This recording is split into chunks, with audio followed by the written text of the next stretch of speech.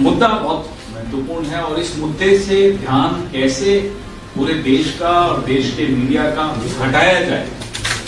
पिछले 8 साल से नरेंद्र मोदी जी की सरकार सिर्फ इसी काम में अपना ध्यान लगाए, कैसे इन मुद्दों पर ध्यान नहीं जाए मीडिया का, विपक्ष का, जनता का, किसी का नहीं।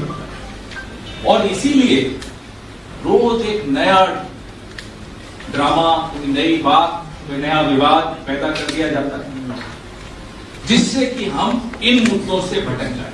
लेकिन ये कांग्रेस पार्टी, हम राजनीति में अगर हैं, इन्हीं मुद्दों को उठाने के लिए हम विपक्ष में हैं तो इन्हीं मुद्दे उठाएंगे, ये हमारा राजधर्म है।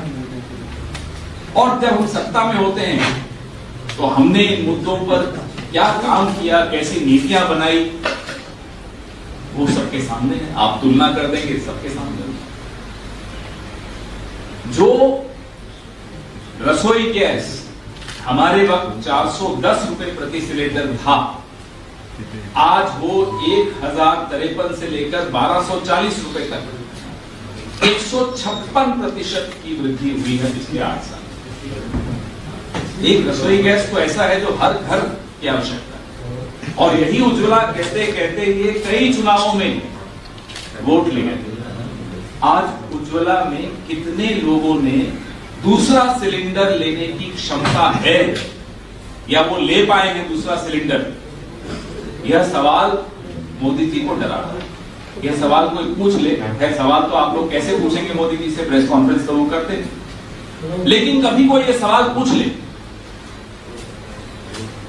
पार्लियामेंट में भी घबराए हुए बैठते हैं, कभी तो बैठते नहीं है, बैठते तो घबराए हुए बैठते, क्योंकि उन्हें मालूम है उन्होंने क्या क्या गलतियां की। और ये कह देना कि ये सब कोविड के बाद स्थिति खराब हुई है, सबसे बड़ा झूठ है।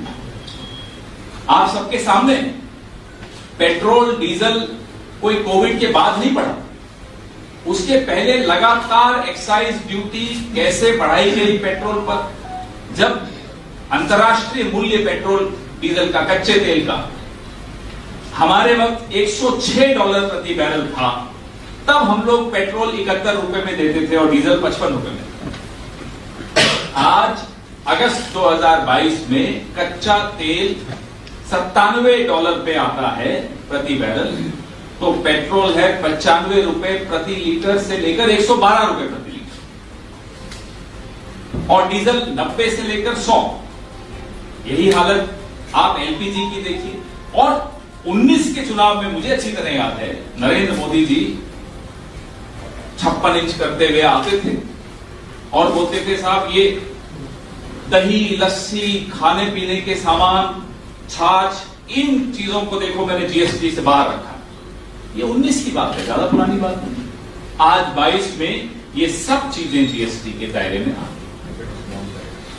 पेट्रोल का अतुल जी बॉम्बे का रेट बता रहे हैं 106 रुपए 29 पैसे, और अंतर्राष्ट्रीय मूल्य मैंने बता दिया, मनमोहन सिंह जी के वक्त $107 से भी ऊपर चला गया था। तब भी पेट्रोल 75 रुपए से ऊपर नहीं जाने दिए, 71, 73, 75 तो बहुत ही कम, एक आध दिन के लिए। आज ये स्थिति, डीजल 94 रुपए 25 पैसे बंबई में। तो अगर आपकी नीयत में खोट है, 8 साल हो गए आपको सरकार में आए, आपने नोटबंदी की, हमें नहीं समझ में आया क्यों की, आपको भी शायद नहीं समझ में आया क्यों की, जिसने की उसको भी नहीं मालूम क्यों की। फिर जिस तरह से आपने जीएसटी जल्दबाजी में, और वो भी पूरा इवेंट करके, रात को 12 बजे जीएसटी, कोई आजादी मिल रही है देश को, वो क्या इतिहास बना रहे हो आप? हर चीज में इनको सिर्फ एक चीज आती है, और अडवाणी जी ठीक कहा करते थे, इवेंट मैनेजर है। वो जनता को मार भी रहे होंगे तो वो इवेंट करके मारेंगे, जैसे कि नोटबंदी में किया, जैसे कि जीएसटी में किया, कोविड में आपने देखा एक के बाद एक इवेंट्स। अरे आप प्रधानमंत्री हैं, you are a PM, for God sake. आप कोई इवेंट मैनेजर थोड़े ही हैं कि आप जनता की जेब भी काट रहे हैं तो इवेंट बनाकर जेब काटेंगे।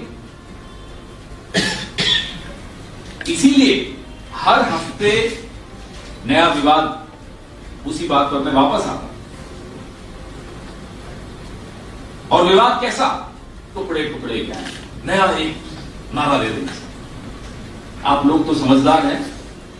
राष्ट्रीय मीडिया के विषय में मैं कम बोलता हूं, ज्यादा नहीं बोलना चाहता, क्योंकि फिर बोलूंगा तो कड़वा बोलूंगा। और सारा राष्ट्रीय मीडिया टुकड़े टुकड़े गैंग, टुकड़े टुकड़े गैंग।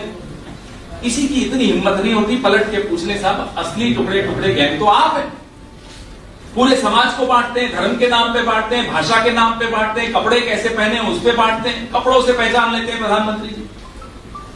तो कौन है टुकड़े टुकड़े गैंग? भगवानों की आपस में लड़ाई कर देते हैं। अरे जो हमारे स्वतंत्रता सेनानी अब नहीं रहे हमारे बीच में, उनको भी आपस में मरने के बाद लड़वा देते। सरदार पटेल जी की नेहरू जी से लड़ाई, ये है टुकड़े टुकड़े गैंग। फिर 6 महीने टुकड़े टुकड़े गैंग चलाएंगे, फिर साहब ट्रिपल तलाक, फिर हिजाब, फिर हनुमान चालीसा वर्सेस अजान। देखिए षड्यंत्र, देखिए आप रोज एक नया विवाद पैदा करने वाले आदमी को पूछा जाए अब नियत क्या है, तो नियत इस प्रेस रिलीज में आपको दिख जाए। नियत है ये, इससे डरते हैं, इसको छिपाना चाहते हैं, इससे बच के भागना चाहते हैं। इन गलतियों से, इन विफलताओं से कैसे बचे? सबको व्यस्त रखो, सबको लड़वाओ, सबको नए नए इवेंट दो, सबको नए नए विवाद दो, ताकि ये कोई न पूछे। मैं आप सबके सामने हम लोग आए हैं।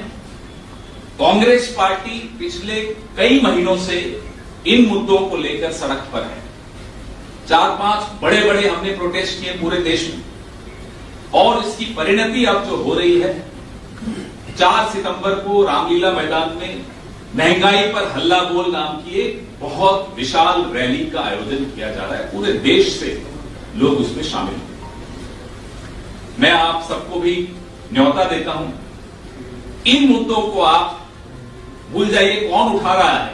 ये देश के मुद्दे हैं, देश उठा रहा है। जो सत्ता में है वो राजधर्म भले भूल जाएं, लेकिन हम जो विपक्ष में हैं वो हम अपना कर्तव्य नहीं भूल सकते, क्योंकि हम जनता की आवाज, लोगों की परेशानियों को उठाएंगे, बराबर उठाएंगे, सड़क पर उठाएंगे, यहां बैठकर उठाएंगे, स्टूडियोज में उठाएंगे, संसद में उठाएंगे। तो आप सबका भी हम सब यहां जो बैठे हैं आपसे गुजारिश करेंगे और हाथ जोड़कर गुजारिश करेंगे कि इन मुद्दों को उठाने में हमारी मदद कीजिए। विपक्ष का सबसे बड़ा हथियार, विपक्ष में कोई हो, आज हम हैं, कल ये लोग होंगे, कोई भी हो विपक्ष का सबसे बड़ा हथियार मीडिया होता है। बिना मीडिया के हम लोग अधूरे हैं, और अगर हम अधूरे हैं तो जो सत्ता में बैठे हैं वो जो चाहे वो करेंगे। देश का नुकसान, आने वाली पीढ़ियों का नुकसान, उस नुकसान से बचने के लिए हम आपसे निवेदन करते हैं, कृपया करके इन मुद्दों को हमारे साथ मिलकर उठाइए। मैं इसीलिए इतना दूर से आया हूं, यही हाथ जोड़कर आपसे निवेदन करने के लिए आया हूं। ये लोग जो हाथ में तिरंगा दिल में दंगा, यार अब तो हाथ में भी तिरंगा लेने से हमने कल रात को देखा शहजादे को तिरंगा पसंद नहीं, पता नहीं कुछ कारण रहा होगा, इतिहास में भी कई कारण हैं ऐसे। लेकिन इन लोगों की असलियत देश के सामने लानी बहुत जरूरी। और इस प्रेस वार्ता के माध्यम से कुछ आंकड़े मैंने दिए हैं, आप लोगों को ये आंकड़े देने की आवश्यकता है नहीं। आप पत्रकार भी हैं और घर गृहस्थी भी चलाते हैं, तो आपको मालूम है सरसों का तेल, गेहूं का आटा, दूध, डीजल, पेट्रोल, गैस, एलपीजी, इन सब की स्थिति आपको मुझसे ज्यादा अच्छी तरह से मालूम है। लेकिन फिर भी आवश्यकता है कि इन मुद्दों पर हम लगातार बात करें, लगातार इस सरकार से सवाल पूछें और इनसे जवाब मांगें। अब आप सबसे निवेदन है कि इससे संबंधित प्रश्न पूछें तो अच्छा है। और जी आप एक तरफ महंगाई का, कांग्रेस महंगाई के मुद्दे पर लगातार सड़क पर है और अलग अलग जगहों पर रैलियां कर रही है 4 सितंबर, लेकिन जिस तरीके से आजाद साहब भी कांग्रेस के खिलाफ सड़क पर है और कई जगहों पर प्रेस कॉन्फ्रेंस से कांग्रेस में इंटरनल लोकतंत्र नहीं है। देखिए, जो अगर वो सड़क पे सही वक्त पे आ जाते, सही मुद्दे लेकर आ जाते, तो आज ये स्थिति नहीं होती। तो सड़क पर आए होंगे गलत मुद्दे और गलत समय पर और गलत नियत से आए हों, तो उन पर मुझे कुछ नहीं कहना। हमारे नेता राहुल गांधी जी जब इस तरह की ताकतों से लड़ रहे हों, ऐसे में कुछ लोग उनसे लड़ना चाह रहे हो राहुल गांधी से, तो इतिहास उनको भी याद रखेगा और माफ भी नहीं करेगा। तो इनके विषय में तो क्या बात करना है। आप ये कह रहे हैं कि महंगाई के खिलाफ सब लोगों ने आपका साथ देना चाहिए, लेकिन आपके दल में जो है, पार्टी में कोई ज्यादातर लोग आपके खिलाफ दिख रहे हैं, राहुल गांधी के विचारधारा के खिलाफ दिख रहे हैं। फिर आप ये कैसे कहेंगे कि भाई इस तरीके के लोग आपके साथ रहेंगे, क्योंकि आपके लोग ही आपके साथ नहीं है। हमारे ज्यादातर लोग, मतलब कितने गिने आपने, कितने? दिक्कत ये है कि भारतीय जनता पार्टी को ये सूट करता है। गडकरी जी तो सुबह से शाम तक आजकल अच्छी अच्छी बातें सुनाई दे रही हैं, क्योंकि उनके बारे में वो तो कैबिनेट में है और खुलकर बोल रहे हैं मोदी जी के खिलाफ। तो देखिए, पार्टी में कौन क्या बोल रहा है मायने नहीं रखता। पूरी पार्टी एकजुटता से इन मुद्दों पर सड़क पर संघर्ष करती हुई दिख रही है और आने वाले दिनों में दिखेगी। आपको मैं निजी तौर पे आमंत्रण देता हूं, आइए रामलीला में, लेकिन अच्छा दिख जाएगा आपको कि कौन किसके साथ खड़ा। लेकिन अचानक ऐसा है कि कांग्रेस ने उन्हें बुलाया था, लेकिन वो कभी जाना नहीं चाहते थे। गडकरी साहब ने इस बात का भी जिक्र किया कि कुछ दिन पहले कांग्रेस के नेताओं ने मुझे कांग्रेस में शामिल होने का न्योता दिया, लेकिन मैं नहीं जाना चाहता हूं। मैं बावड़ी में कूदना पसंद करूंगा, लेकिन कांग्रेस में नहीं जाऊंगा नहीं। वो संदेश वो अपने घर में किसी को दे रहे हैं, छोड़िए। एक सवाल इसमें से, आपने 8 सालों का एक पूरा विकास चित्र बताया कि 156% जो है वो कैसे हाइक हुई है। ये चीजें जो है क्या आप लोगों तक ले जाने में असफल हो रहे हैं, जिसकी वजह से ये वोट में कल्टिवेट नहीं हो रहा है? आपने जो सवाल पूछा बहुत सही सवाल पूछा, लेकिन गलत आदमी से पूछा। ये सवाल मैं मीडिया से पूछता, मैंने अभी अपनी प्रेस वार्ता में भी कहा, हम अपनी बात लोगों तक कैसे पहुंचा सकते? आपके माध्यम से पहुंचा सकते। आपके पास तो आप पहुंचाते हैं, ऐसी बात नहीं है, लेकिन मैं राष्ट्रीय मीडिया से थोड़ा दुखी हूं और होना भी चाहिए, और देश भी दुखी है, क्योंकि जिस तरह के वो मुद्दे, आप रोज शाम को टीवी चलाकर बैठिए, आपको लगेगा कि ये सब तो कोई मुद्दे हैं ही नहीं। महंगाई, कांग्रेस तो पता नहीं क्यों इस तरह के मुद्दे उठा रही है कि 40% पेट्रोल बढ़ गया, 75% डीजल बढ़ गया, 156% एलपीजी बढ़ गया। ये मुद्दे आपको टीवी पे या अखबारों में क्यों नहीं दिख रहे? ये सवाल मैं उनसे पूछता हूं, आपसे नहीं, क्योंकि आप लोग तो सप्रा जी और अतुल भाई बता रहे थे कि उठाते हैं मुद्दे, लेकिन जो एक लोकतंत्र की शक्ति कैसे, उसमें संचार कैसे होता है शक्ति, विपक्ष और मीडिया की एक समझ होती है। आप विपक्ष मुद्दे उठाता है और वो कोई अपने लिए नहीं उठा रहे हैं, लोगों के मुद्दे हैं, लोगों के लिए उठाए जा रहे हैं।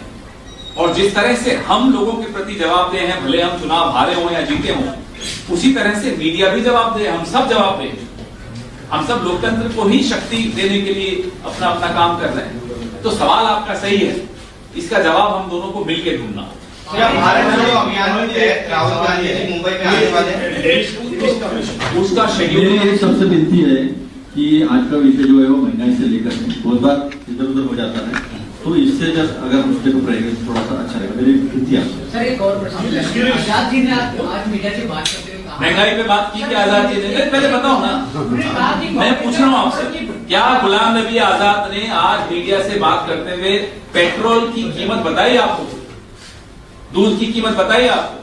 आजाद साहब ने प्रेस वार्ता की और महंगाई पे अगर की हो तो चलिए चर्चा कर लेते हैं। अब वो अपनी करते रहे बात कि उनको आगे क्या करना है, करते रहे, उसमें क्या फर्क पड़ता है? वो काफी साल कांग्रेस में गए, लेकिन अब इस तरह के बयान दे रहे कि कांग्रेस तो उनसे पूछिए ना, ये सब कहा जा रहा है। तो पहले तो अभी उसी जमात का हिस्सा थे, तो उनसे पूछिए ना कि आप कैसे याद आए। अब राहुल जी का मुंबई दौरा कई बार बना और रद्द हो गया, महाराष्ट्र का दौरा बना और रद्द हो गया, तो क्या राहुल जी मुंबई या महाराष्ट्र नहीं आना चाहते हैं क्या? आप दिल से बुलाइए, देखें जरूर आएंगे, आप बुलाइए ना। और एक सवाल ये है कि अभी सरकारी पक्ष में जो लोग बैठे हुए हैं, वो पहले सिलेंडर, प्याज, बैलगाड़ी लेकिन कई दफा संसद में गए हैं, लेकिन उनका प्रभाव उस समय पड़ा कांग्रेस दल जो आंदोलन करती है उसका प्रभाव क्यों नहीं पड़ता? आप मीडिया वाला पूछिए, आप अपने स्तर पर देखिए। नहीं, हम जब सत्ता में होते हैं हम मीडिया का सम्मान करते हैं।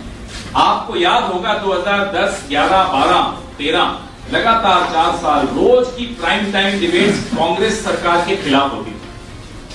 कोई रोकता था उन्हें? नहीं रोकता, क्योंकि आप लोगों का काम है। तो मैं ये बार बार आपको बोलूंगा, क्योंकि मैं कुछ वक्त तक पत्रकार रहा हुआ हूं, तो मैं अपना ही मानता हूं और मैं अपने आप को आपका ही मानता हूं, इसलिए मैं हक से बोलता हूं। ये सवाल आप जो पूछते हो ना, इसमें मिलकर अपन लोग जवाब ढूंढ सकते हैं, लेकिन ये मत कह देना कि साहब उस वक्त जब अटल जी बैलगाड़ी पे आते थे तो कवरेज होता था, तो वो सर्टिफिकेट आप उस वक्त की सरकार को दे रहे हो। सर्टिफिकेट विपक्ष को मत दीजिए, सर्टिफिकेट सरकार को दीजिए, और इस सरकार को भी एक सर्टिफिकेट दे दीजिए कि वो मीडिया को स्वतंत्र तरीके से काम नहीं करने दे। दिख रहा है आपको, कभी आता है कि वो हॉस्टाइल टेक ओवर हो गया एक चैनल का, रोज हो रहा है। अब किसी दिन असलियत मालूम पड़ेगी सारे चैनल हैं किसके। और आज जिस तरह का आरोप आजाद जी ने लगाया, तो उसके बाद सोनिया जी से बातचीत हुई, मोदी जी पर आरोप लगाया उन्होंने महंगाई का, बिल्कुल नहीं लगाया। तो फिर छोड़िए ना। अरे साहब, मुद्दा महंगाई है, मुद्दा नरेंद्र मोदी है, आजाद साहब कहां से आते हैं? आप लोग का राहुल जी पर लगातार आरोप लगा, उनका पक्ष अब तक आ नहीं पाया, क्या उनसे आप लोग की इंटरव्यू कुछ बातचीत हो? किसका पक्ष लिया? राहुल जी का। राहुल जी क्या कह रहे हैं? राहुल जी का पक्ष आपके सामने बैठा है। राहुल जी का पक्ष ये मुद्दे उठा रहा है। आजाद साहब का पक्ष जो उठा रहा है वो आप देख ही रहे हो। लेकिन मुझे राज्यसभा नहीं मिली, अब ये मुद्दा है क्या कोई? बताइए आप, मुझे राज्यसभा किसी को नहीं मिले वो ज्यादा महत्वपूर्ण मुद्दा है कि 410 रुपए का सिलेंडर 1053 में मिल रहा है? बताइए, आम आदमी के लिए किसी की राज्यसभा क्या महत्व रखती है, मुझे बताइए। बीच में सवाल तो आपने भी उठाए थे, मैंने कोई नाराजगी नहीं है, मैंने तो अपने ऊपर नाराजगी रखी कि मेरी तपस्या में कमी रह गई। मैं किसी पर नहीं बोलता हूं, मैं पार्टी का की तपस्या कांग्रेस में होती है जो नहीं, मेरा बड़ा स्पष्ट है। कुछ मिले नहीं मिले, हम लोग जितने लोग बैठे हैं, हम लोग लड़ के इस तरह की विचारधारा को इस देश से बाहर कैसे करना है, हमारा पूरा 24 घंटे राहुल गांधी हो या कोई और उनके सैनिक हो, हम सब उसी में लगे हुए। कांग्रेस के आप प्रेसिडेंट राहुल गांधी का बार-बार नाम ले रहे हैं, आप जो पार्टी के सेनाध्यक्ष आप उसको मानते हैं, लेकिन सेनाध्यक्ष अपने पद से भाग रहे हैं। आप पूछ लेंगे घूमे बात हो नहीं है। एक व्यक्ति ने एक नैतिक बल दिखाया कि 2019 की हार की जिम्मेदारी ली। मुझे लगता है उस वक्त हम सबसे ये गलती हुई कि हम लोगों ने जिम्मेदारी नहीं ली, अकेले उस व्यक्ति को लेने दी। और आज जो जिनका नाम आप बार बार ले रहे हैं,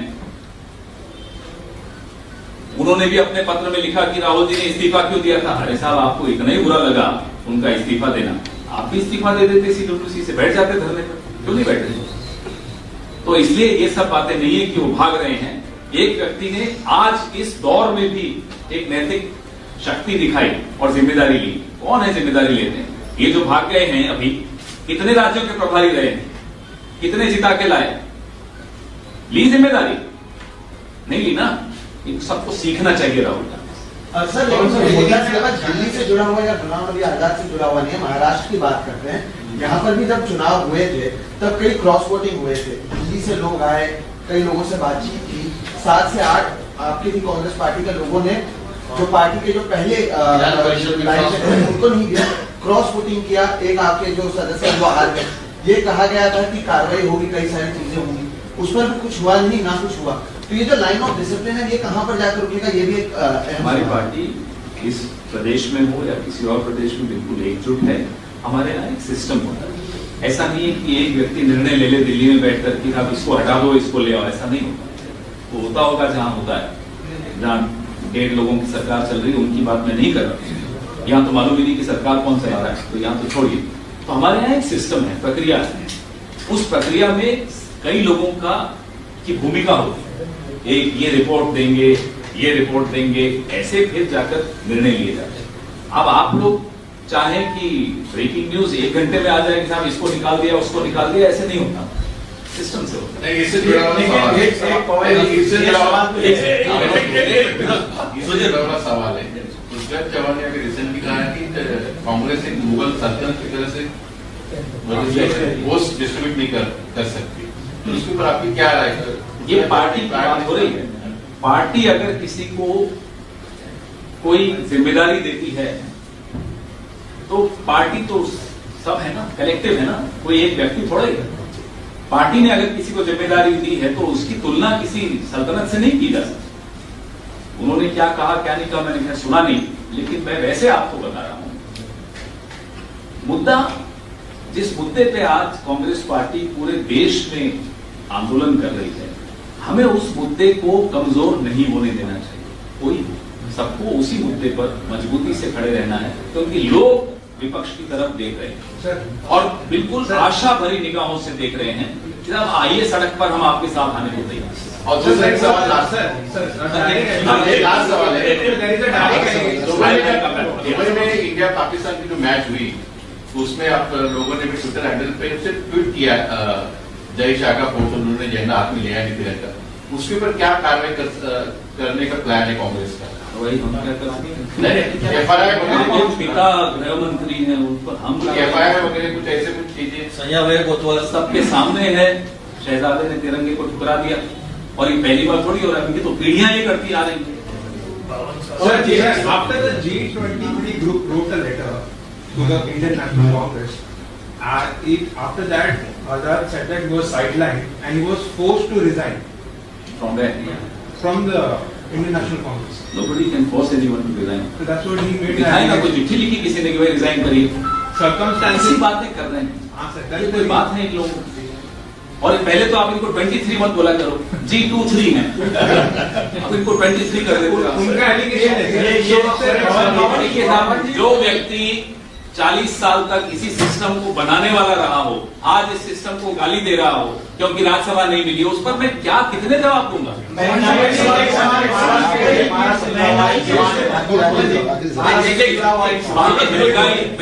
बड़ी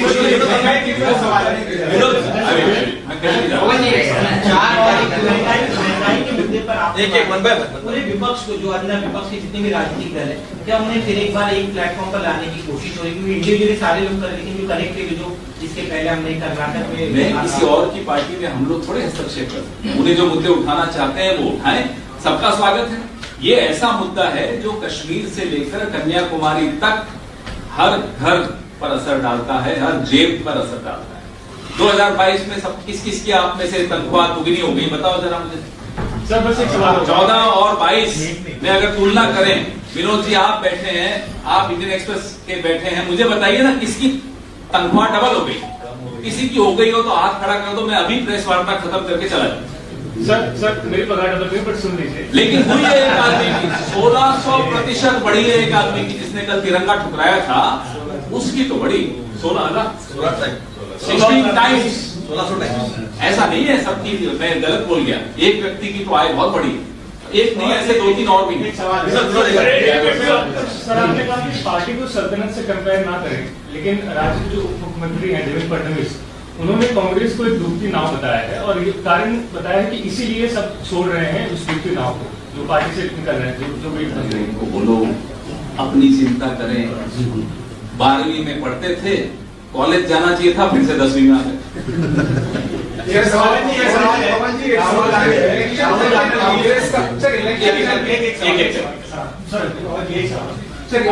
राहुल गांधी उसके बाद आप सबके सवालों के जवाब देंगे कर रहे हैं इस यात्रा में, क्या महंगाई के मुद्दे एक प्रमुख होंगे इस यात्रा के दौरान, जो कन्याकुमारी से कश्मीर तक जाएंगे? बहुत बड़ा मुद्दा महंगाई का है। भारत जोड़ो यात्रा के विषय में हम फिर आएंगे आपसे बात करने, कोई मेरा साथी आएगा मुंबई में। सबसे बड़ा मुद्दा है जो आर्थिक विषमताएं हैं। मनमोहन सिंह जी के वक्त विश्व बैंक की रिपोर्ट आपने पढ़ी होगी, कितने करोड़ लोगों को, 30 करोड़ लोगों को गरीबी रेखा से ऊपर लिया। आज 2022 में वो तो गिर गए वापस गरीबी रेखा के नीचे, 14-15 करोड़ लोग और गरीबी रेखा के नीचे आए। ये सारी विषमताएं जो हैं, ये जो हम दो हमारे दो वाले लोग हैं, ये सब बातें भारत जोड़ो का हिस्सा यही है कि साहब इस तरह की नीतियां मत लाइए कि गरीब बढ़ता चला जाए और अमीर 2-4 जो लोग हैं वो अमीर होते चले जाए। बिल्कुल बहुत बड़ा मसला। Sir, elections have been announced for the Congress president post. And sir, I mean again, voices are being raised that Rahul Gandhi should become the president of the Congress, whereas what's in his mind is not known. It is my right to express my sentiment. Therefore, I express my sentiment that I want him as my president. So that right nobody can take away from Sir, me, including Mr. Rahul Gandhi. He's always maintained a stand to. He may have maintained a stand, but I have a right to express my choice and my sentiment. Nothing wrong in that. इससे जुड़ा ही एक सवाल है कि president का जो चुनाव होने जा रहा है उसमें गांधी परिवार को छोड़ करके क्या कांग्रेस दूसरे बड़े नेता जो भी कांग्रेस में है, गहलोत का जैसे नाम चल रहा था, जैसे सचिन पायलट है या कोई दूसरे भी नेता जो भी कांग्रेस को लगता है, जितनी देर में आप अपना सवाल खत्म करोगे पेट्रोल की कीमत और बढ़ जाएगी। आप बताइए कि उस पर क्या दाव नहीं लगाना चाहते सिर्फ गांधी परिवार? साहब हम बात कर रहे हैं पेट्रोल, डीजल, रसोई गैस, सरसों का तेल, दूध, गेहूं, आटा, आप बताइए कहाँ चलेगा? वो बात महत्व ही नहीं रखती। इस देश के नागरिकों को क्या फर्क पड़ रहा है कि किस पार्टी का कौन अध्यक्ष है? उनको है मेरी जेब में रात शाम को कितने पैसे बचते हैं और महीने के 20 तारीख को कितने पैसे बचते हैं। असली मुद्दा ये है भाई, ये सब बातें बिल्कुल महत्व नहीं रखती। ये मोदी जी के लिए महत्व रखती है कि मैं, हमारे लिए नहीं है महत्व रखती। सवाल ये है कि ये सब चीजें जो आप बता रहे हैं, जब आप सत्ता में आओगे तब आप कहीं ना कहीं इनके प्राइसेस कम करोगे, ऐसा उम्मीद करते हो अगर आप सत्ता में आते हैं तो उसके लिए आपका क्या प्लान? अगर नहीं जब आप आएंगे तो उसके लिए आप जब लोगों के साथ जाओगे तो लोग आपको सवाल यही पूछेंगे आप कैसे कर रहे हो, तो क्या कैसे? मैंने तो आपको उदाहरण 2014 का दिया, जब अंतर्राष्ट्रीय मूल्य कच्चे तेल का $160 प्रति बैरल था, तब 73 रुपए में हम पेट्रोल बेच रहे थे या नहीं बेच रहे? 71 रुपए दिल्ली का दाम बता। तो हमने तो किया। अर्थशास्त्री और अनर्थशास्त्री में जो अंतर है वो यूपीए और एनडीए में है। सर महाराष्ट्र में जो मबिया की जो सरकार थी तब पेट्रोल और तब जो है तब पेट्रोल और डीजल के दाम बढ़े हुए थे, मगर जैसे ही सत्तांतर हो गया वैसे ही सिद्धे का सरकार फडणवीस आ गई तो उन्होंने डीजल और पेट्रोल के दाम कम कर दिए। सेंट्रल एक्साइज जितना वो भी बदल गया। सेंट्रल एक्साइज वैट, इसके आप जरा आंकड़े निकालिए। 27 लाख करोड़ रुपए केंद्र सरकार पिछले 8 साल में सिर्फ पेट्रोल और डीजल पर सेंट्रल एक्साइज और वैट से कमा चुकी है, ड्यूटी से कमा चुकी है। तो पहले तो इसका हिसाब मांगिए ना इन लोगों से। फडणवीस ने 20 रुपए और 10 रुपए कम करने की बात की थी, क्या 2 रुपए? एक जनरल सवाल है सर, क्या मोदी जी की लहर महंगाई इतनी बढ़ रही है, क्या देश में मोदी जी की लहर खत्म हो चुकी है? और 2024 में कांग्रेस कितने देश में चिंता की लहर है, देश में परेशानी की लहर है, देश में दुख की लहर है और निराशा की लहर है। और अगर इन सब का एक ही नाम है तो वो मोदी। ये चिंता जो हमें भी सता रही है, आपको भी सता रही है, लोग क्यों कर रहे हैं सरकार के खिलाफ, ये चिंता बड़ी है। ये चिंता आपको होनी चाहिए, मीडिया को। ये सबसे बड़ी चिंता तो मीडिया को होनी चाहिए। परसेप्शन बैटल में कहीं ना कहीं आपको लग रहा है कि आप या फिर अन्य जो दल है इतने तमाम मुद्दे होने के बावजूद जो परसेप्शन क्रिएट नहीं कर पा रहे, जो परसेप्शन आपकी सरकार के दौरान सड़कों में दिखाई देता था जनता के माध्यम से, पार्टी के उसको लेकर कहीं और आपको लोगों को और ज्यादा एफर्ट मारने की जरूरत है कि कहाँ कमी रह जाएगी? हम लोग एफर्ट पूरा कर रहे हैं, उम्मीद है आप भी पूरा कोऑपरेट करेंगे। आपने अभी थोड़े दिन पहले एक न्यूज देखी थी कि ट्विटर तक पे उन्होंने अपना एक एजेंट बैठा दिया। ये कंट्रोल है आज मीडिया और सोशल मीडिया पर। आप और हमें ये आभास है कि हम किस तरह की शक्ति से लड़ रहे हैं, और ये आभास लोगों में तभी आएगा जब हम ये बात लोगों तक पहुंचाएं कि ये है, these are the forces we are fighting. जो सोशल मीडिया, जो कि अनमीडिएटेड स्पेस होती है, जहां कोई किसी का कंट्रोल नहीं होता, उसमें भी इन्होंने अपना एजेंट बैठाया। इससे बड़ा और क्या उदाहरण हो सकता है मोदी सरकार की फांसीवादी